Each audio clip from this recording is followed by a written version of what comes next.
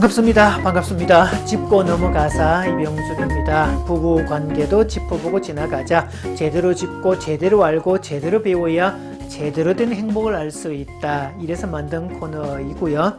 여기는 남편 아내 사용 설명서입니다. 오늘은 36번째 자기 엄마랑 결혼하지 왜 나랑 결혼했을까요?에 대한 솔루션 편 두 번째고요. 여자라는 공통 분모를 활용하라는 말씀을 드립니다. 자, 남편이 끝내 키맨의 역할을 못 해낸다면 이 정서적 혼인관계 대리 배우자의 역할만 계속하고 있다면 그때는 어떻게 해야 될까? 아내가 아무리 얘기를 해도 못 알아듣는다면 어떻게 해야 될까? 이 고부 갈등이 너무 커져가지고 이것 때문에 남편과의 사이마저 멀어지게 되었다면 어떻게 할까요? 또 시어머니가 정말 돌아가신다면 그 후로부터는 모든 게 다 해결될까요? 아니 앞 시간에 부화되지 못한 남편은 내 품에서 부화시켜라 라고 했는데 시어머니도 정신연령이 부화의 대상이라면 그때는 또 어떻게 할까요? 흔히 주변에서 시어머니와 며느리의 관계가 엄마와 딸의 관계보다 더 친밀하다라고 하는데 그게 정말 가능한 일일까요? 이런저런 생각들을 많이 해보시게 될 겁니다. 이 고부 갈등이라는 이 부분이요, 참 어렵고 힘든 부분들이라는 사실은 누구도 부정할 수가 없습니다. 그런데 시어머니와 며느리의 공통점이 여자라는 점에 있습니다. 두 분 다 여성이라는 점이죠. 여자는 누구든지 친구를 만들어내는 탁월한 기능을 탑재하고 있습니다. 나이가 똑같은 사람도 친구가 될 수 있고 수직적으로 나이 차이가 나도 서로가 마음이 통한다면 친구를 만들어내는 탁월한 기술이 있습니다. 그래서 이 공통 분모를 바탕으로 해서 남편도 안 되고 시어머니도 안 된다면 이도 저도 안 된다면 내가 팔을 걷어 붙이고 직접 나서야 할 필요가 있습니다. 자, D씨에 있었던 사례였습니다. 이 홀어머니가 아들을 결혼시켰습니다. 결혼을 했는데도 아이가 없습니다. 둘 사이에 어떤 신체적 문제가 있어서가 아니라 하늘을 봐야 별을 딸 텐데 하늘을 볼 기회가 없습니다. 두 사람이 마음 놓고 신혼기에 사랑을 나눌 수 있는 그런 여건이 안 됩니다. 이 신혼집이 따로 분가해서 사는 집이 아니었고요. 시어머니가 살고 있던, 즉 신랑이 어릴 때부터 살았던 그 구도시 지역의 오래된 한옥이었습니다. 그래서 안방과 건너방 사이에 이 건너방이 신접살림을 차린 공간인데 이 공간이 그렇게 크지 않은 공간이라서 불과 직선거리로 3m 밖에 안 됩니다. 게다가 한옥으로 만들어졌기 때문에 문이 이렇게 여다지로, 창호지를 바른 여다지로 만들어져 있어서 그 안에 이야기 소리가 다 들리고요. 부부가 사랑을 나눈다면 그런 소리들이 다 들릴 수밖에 없어서 마음 편히 그렇게 관계를 할 수가 없었던 상황이었습니다. 자, 그리고 밤이면 밤마다 시어머니의 방에서 알 수 없는 신음소리 같은 그런 소리, 이상한 소리가 들려옵니다. 밤이면 밤마다 아이고 내 팔자야, 아이고 내 팔자야 그러면서 혼자 중얼중얼 한 20-30분을 그러다가 또 이제 끊쳐지고 아마 잠드신 모양이죠. 그런 소리가 들리고 그래서 이쪽 신혼방에서는 신혼기 부부임에도 불구하고 그렇게 애정 표현을 할 수가 없었습니다. 게다가 얼마나 이 시어머니가 모진 시집살이를 시키는지 하루 종일 그런 일들을 하다 보면 이제 파김치가 돼가지고 며느리는 부부간의 사랑보다 잠이 더 고픈, 그러죠. 그냥 시간만 되면 그냥 널브러져서 쉬고 싶고 자고 싶은 충동만 그렇게 생겨날 뿐이었습니다.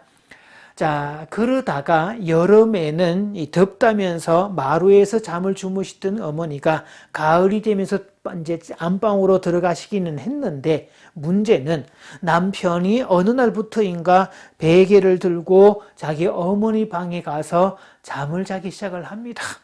아내 입장에서는 이건 정말 너무 황당하다, 말도 안 된다, 이 남자와는 도저히 살 수가 없다, 나는 도대체 이 집에서 뭐냐, 이런 회의감이 들고 자괴감이 들고, 그래서 상담실을 찾았는데요. 도저히 못 살겠다, 이혼하겠다라고 했는데, 그 상담실에서는 부부 상담을 권유한 게 아니라 부부 행복 학교를 권유를 합니다.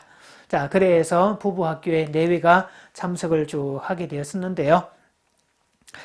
부부 학교 그 프로그램 중에는 1박 2일 동안 이 내적 치유 과정을 진행을 합니다. 그래서 내가 품은 그 상처들이나 이런 것들이 부부 관계에도 가름막이 되고 다른 사람 관계에도 암적인 존재가 되고 뭔가 역기능 요소를 발휘할 수밖에 없기 때문에 그런 내적인 세계까지 내가 스스로 해결할 수 없는 그런 무의식적 세계까지 탐사를 하고 치료하는 그런 프로그램입니다. 그래서 그 프로그램에 참석해서 며느리는 그동안 담아두었던 서름과 분노와 짜증과 온갖 부정적 감정들을 다 쏟아냅니다. 자, 그리고 난 후에 그 내적 치유 과정 중에 이 되어보기라는 순서가 있는데요. 되어보기, becoming이라는 단어를 쓰는데 며느리이지만 시어머니 입장이 되어보자는 거죠. 그래서 시어머니 입장이 돼서 시어머니 눈으로 나를 보고 아들을 바라보는 그런 시간을 가져보았는데, 자, 그 시간 가질 때 첫 시간부터 내가 시어머니라고 생각을 해보자라고 하는 순간 숨이 턱 막히는 게 있었습니다. 왜냐하면 시어머니가 결혼을 하고 남편을 사고로, 시아버지죠. 남편을 사고로 잃었던 딱 그 나이가 지금 내 나이하고 똑같았다는 사실이죠. 그래서 내가 지금 이 남편이 어느 날 어떤 불의의 사고로 인해서 세상을 떠나게 되었다. 그러면 나는 어떻게 할까? 그 생각만으로도 그냥 먹먹하고 가슴에 미어지고 분통이 터지고 억울하고 암담하고 침울하고 온갖 감정들이 확 올라오는데 어머니는 그때부터 그 모진 세월을 한 아들만 바라보고 살아왔다는 것을 이해를 하게 됐습니다. 그러니까 처음에는 이 분노와 원망으로 시작된 눈물이었지만 시간이 점점 더 지나면서 이해와 공감의 눈물로 바뀌었습니다. 아마 어머니 입장에서 지금 아들을 나하고 혼인시켜주기는 했지만 그동안 정서적 남편, 대리 배우자로 한 사람만 바라보고 살아온 입장에서 어느 날 갑자기 젊은 여자에 의해서 뺏긴 개념이 되었기 때문에 시어머니 입장에서는 남편을 또 한 번 뺏기는 일과 똑같았다는 것도 이해가 되었습니다. 그래서 내적 치유를 마치고 프로그램을 마치고 집에 와서 시어머니에게 진짜 진심을 담아서 이렇게 고백을 합니다. 어머님, 먼저 죄송하다는 말씀 드려요. 사실 결혼하고 어머님 원망 많이 했어요. 부부 학교를 다니면서 남자에 대해서 알게 되었고 어머님에 대해서도 알게 되었어요. 그래서 어머님 마음이 어떨지 조금은 알 것 같아요. 어머니께서 이 사람 낳고 남편을 잃었던 것이 지금의 내 나이와 똑같았는데 세상에 그 모진 세월을 어떻게 사셨어요? 저는 정말 이 사람 없다면 아무것도 못할 것 같아요. 자, 며느리의 이런 고백에 시어머니는 아무 미동도 없고 입술을 깨물고 가만히 듣기만 합니다. 자, 며느리가 계속 말을 이어갑니다. 이렇게 권유합니다. 그런데 어머님도 아들이 필요하고 이 사람이 필요하고 저도 결혼했으니 남편이 필요한데 그러면 이렇게 하면 어떨까요? 월, 화, 수 이렇게 3일은 어머니가 이 사람 데리고 주무시고 그리고 목, 금, 토 이렇게 3일은 제가 이 사람과 같이 자는 걸로 그렇게 해서 3일 하면 6일인데 일주일이 7일이 돼서 하루가 남는데 그 한 날은 이 사람이 스스로 결정하게끔 그렇게 하면 어떨까요?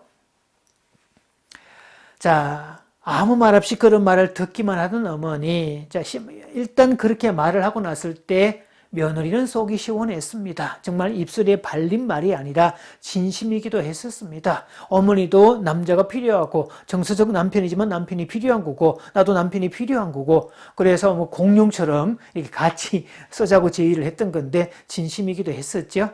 그런데 일주일이 지난 후에 시어머니가 내외를 부르더니 통장을 내놓으면서 조만간에 분가를 해라고 말씀을 하셨습니다.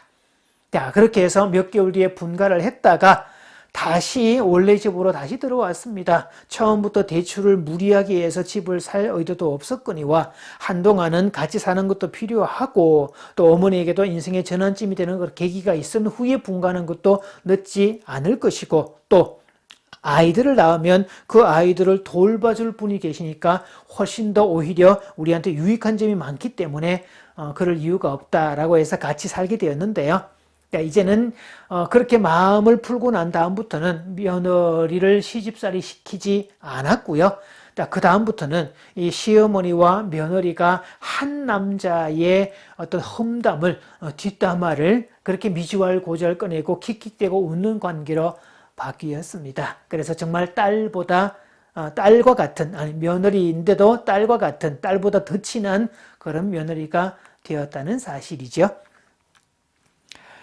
여자라는 마스터키는 어떤 철통 같은 자물쇠도 열 수 있습니다. 그래서 여성성은 결코 작은 힘이 아닙니다. 이 지구의 오랜 역사에서 남성성이 계속 부각되고 여성성이 상대적으로 밀려나 있다가 20세기, 21세기로 들어서면서 계속 여성성이 부각이 되고 있는데요. 사실 이 남성성보다 더 강력하고 지속적이면서 삶을 근본적으로 변화시키는 힘입니다. 어떤 죄나 잘못을 날카롭게 지적하면 그 사람은 반사적으로 방어하고 저항하고 회피하고 변명하게 되지만, 그래서 이것을 남성성이라고 말을 하지만 죄나 잘못을 깨닫게 하면 스스로가 깨닫고 방향을 돌이키게 만들어주고 관계는 서로가 윈윈의 관계가 됩니다. 지적을 받으면 서로가 윈루즈가 될 수밖에 없겠죠. 그래서 관계를 만들어가는 데는 피차를 윈윈으로 만드는 여성성이 절대로 필요하고, 여자에게는 이 관계를 만들어가는 마스터키가 탑재되어 있다는 사실이죠. 그래서 대리 배우자의 문제, 남편이 어머니와 정서적 혼인관계에 있고 둘의 대리 배우자의 관계에 있다 할지라도 당사자끼리 해결을 안 한다면 여자인 내가 직접 나서서 해결하는 편이 현명합니다. 어찌되었든 남편도 시어머니도 여자하기